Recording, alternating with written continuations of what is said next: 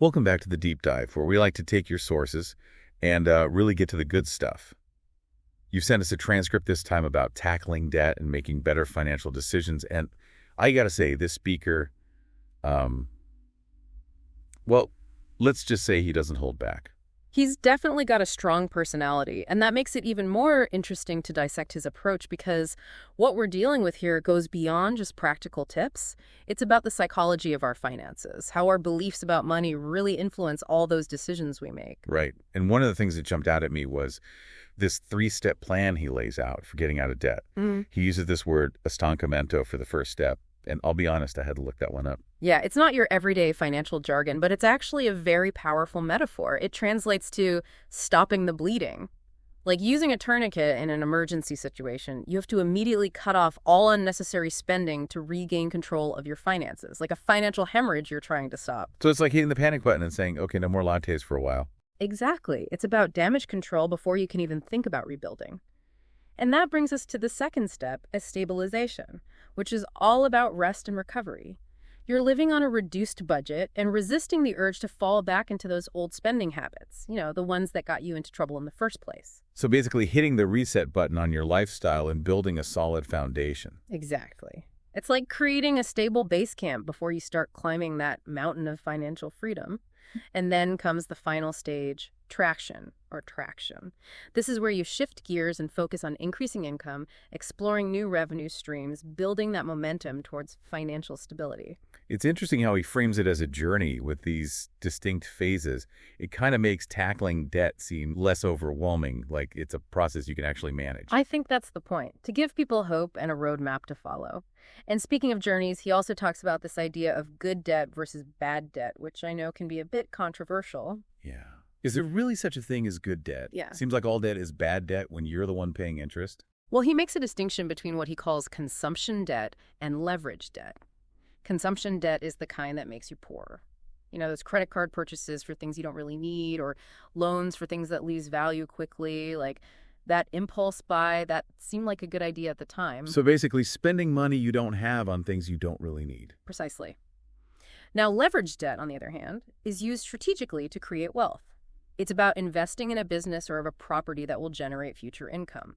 Like he uses this example of buying a Tesla and then using it as a robo-taxi to generate income. I mean, it's a bold move for sure. A little too bold for me, I think. But I get the concept. It's about making sure any debt you take on has a clear purpose and aligns with your financial goals. Exactly. It's about making your money work for you instead of the other way around. And this next concept is where things get really interesting. He talks about arreglada versus enrolada debt. Okay. Those words sound like they belong in a samba song. Right. What do they actually mean in the context of finances? It's all about how we approach our debt. Enroller means to wrap or entangle. Essentially, it's about letting your debt spiral out of control. Avoiding those bills, ignoring the problem, burying your head in the sand. We ostrich approach to debt management. Exactly. Not a good strategy. Now, arreglada, on the other hand, means to list or schedule. It's about facing your debt head-on, acknowledging it, creating a plan, and actively managing it. So it's the difference between being a passive victim of your debt and taking control of the situation. Exactly. And he's adamant that debt should never be enrollada. It needs to be arreglada, acknowledged, scheduled, and addressed strategically. And that brings us to another key point. He makes the psychology of debt. Yeah, I was really intrigued by how he dives into the mental and emotional aspects of being in debt and how it can really mess with your decision-making. He talks about how people often react in a state of chaos when they're overwhelmed by financial problems. It triggers fear, shame, denial, all those emotions that can lead to poor choices. It's like you're in shock after an accident. You can't think clearly. You just want the pain to go away. Exactly. And that's when people tend to make impulsive decisions that just dig them deeper into the hole.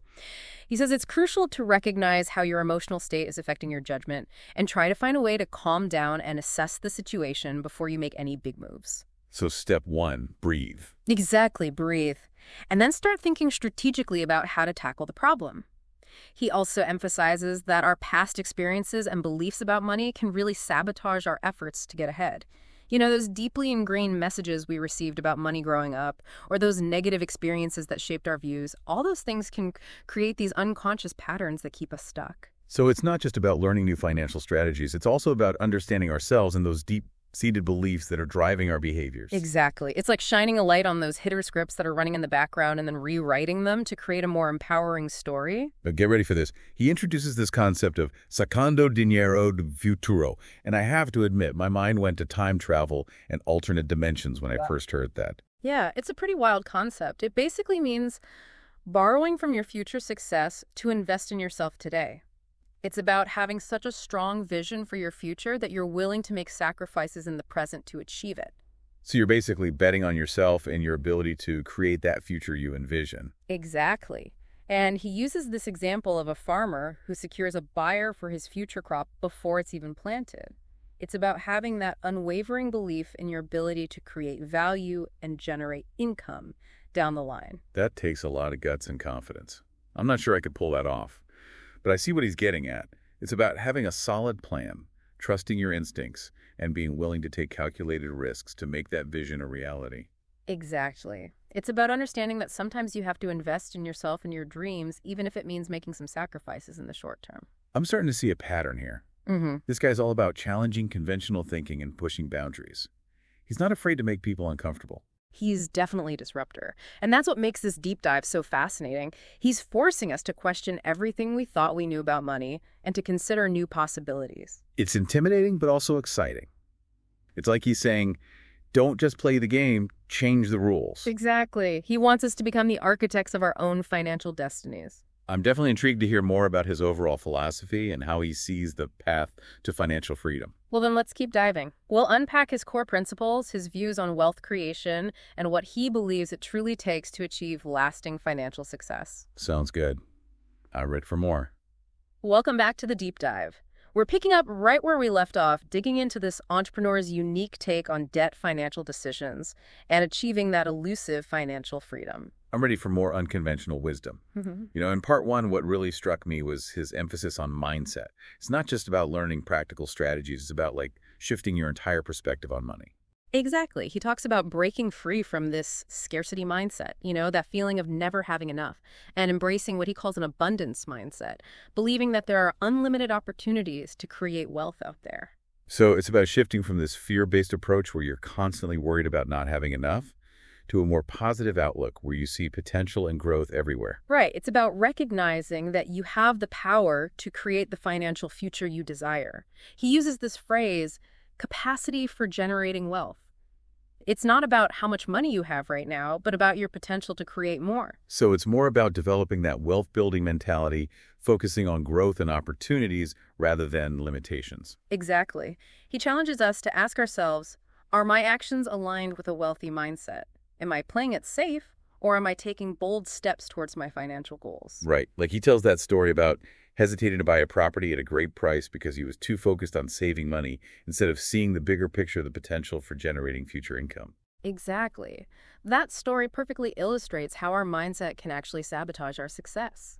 Sometimes we need to take those calculated risks and invest in opportunities that align with our vision, even if it feels a little scary. He also talks about the importance of your network, surrounding yourself with the right people, those who have a wealth-building mentality and can kind of inspire you to think bigger. Absolutely. The importance of mentors, partners, collaborators, those who can challenge you to step outside your comfort zone and achieve things you never thought possible. Yeah. It's about finding your tribe, those who support your growth and encourage you to push beyond those self-imposed limits. And it's not just about finding the right people. It's also about investing in your own development, expanding your financial knowledge and skills. So reading books, taking courses, attending workshops, anything that helps you level up your financial literacy. He emphasizes that knowledge is power in the financial world, but only if you put it into action. It's not enough to just consume information. You have to apply what you learn and make bold moves. It's like having all the ingredients for a delicious meal, but never actually cooking it. Exactly. He encourages us to be proactive, take calculated risks, and not be afraid of failure. Because failure is just a stepping stone to success. Right. A learning opportunity to refine your approach and try again. Exactly. He's a big believer in persistence, in not giving up on your dreams, even when faced with setbacks. It's about staying focused on that long-term vision and trusting that the effort you put in will eventually pay off. He reminds us that financial freedom is a journey, not a destination, and it takes time, effort, and unwavering dedication to reach those goals. Speaking of journeys, let's get into some of the specific strategies he recommends for achieving financial success. Does he offer any practical tips that we can actually implement in our own lives? He does. He emphasizes the importance of budgeting no matter what your income level is. It's about tracking your expenses, identifying areas where you can cut back, and creating a plan for saving and investing. It sounds like a pretty basic approach, but I think a lot of people overlook those fundamentals. Absolutely. And he also stresses the importance of living below your means, spending less than you earn so you have money left over to save and invest. Yeah, that's where it gets tough for a lot of people. Yeah. It's easy to fall into the trap of lifestyle inflation, spending more as you earn more. He's adamant about resisting that urge. It's about maintaining a modest lifestyle and investing that extra money you earn to build long-term wealth. So it's about delayed gratification and prioritizing that long-term financial stability over those short-term indulgences. Exactly. He also talks about the importance of building multiple streams of income, not relying solely on one source. That makes sense. Diversifying your income streams can definitely create more financial security and open up new opportunities. He encourages exploring different avenues like starting a side hustle, investing in real estate, or creating passive income streams. So it's about thinking outside that traditional 9-to-5 box and finding those creative ways to generate income. Exactly. And of course, he emphasizes the importance of investing your money, not just saving it, but putting it to work for you. Right, because saving alone won't build wealth. You need to invest in assets that have the potential to appreciate in value over time. He encourages investing in stocks, real estate businesses, other assets that align with your risk tolerance and your financial goals. But he also stresses the importance of understanding the risks involved and diversifying your investments to mitigate those potential losses. It's about taking calculated risks, not blindly throwing money at something without doing your research. And what about debt? Does he offer any advice on managing and paying off debt? He's very clear that debt is a major obstacle to achieving financial freedom.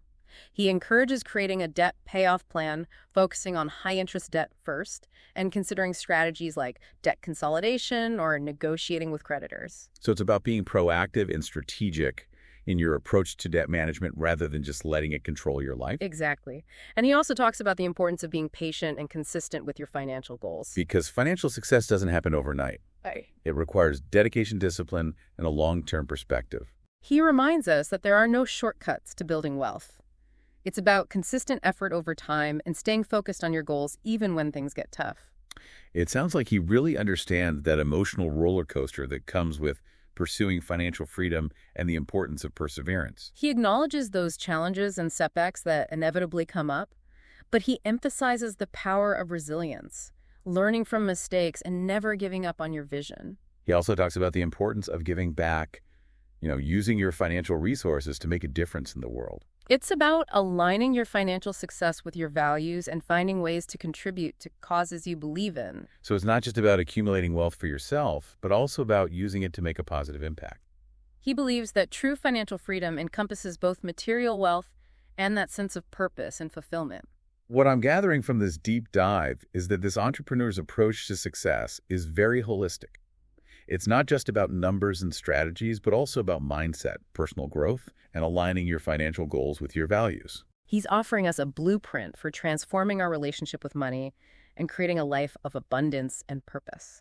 I'm really curious to hear what final thoughts and takeaways you have from this deep dive. What stands out to you as his most powerful message? Welcome back to the deep dive. It's time to wrap up our exploration of this entrepreneur's unique approach to debt and money and all that good stuff. Yeah, he's definitely given us a lot to think about. And for me, what really stands out is how he manages to blend that practical advice, the nuts and bolts of managing your money with a deep understanding of human psychology. Right. It's not just about the numbers. It's about the mindset. Exactly. He recognizes that lasting change requires more than just spreadsheets and budgets. You have to shift your perspective on money. He really challenges us to examine those beliefs we have about money, and to confront those fears that might be holding us back. And he doesn't shy away from using some pretty strong language to get his point across. He's not afraid to make people uncomfortable. He's definitely not your typical financial guru. But I think that's what makes him so effective. He knows that real transformation can be tough, even painful at times. But he's convinced that those rewards are worth it.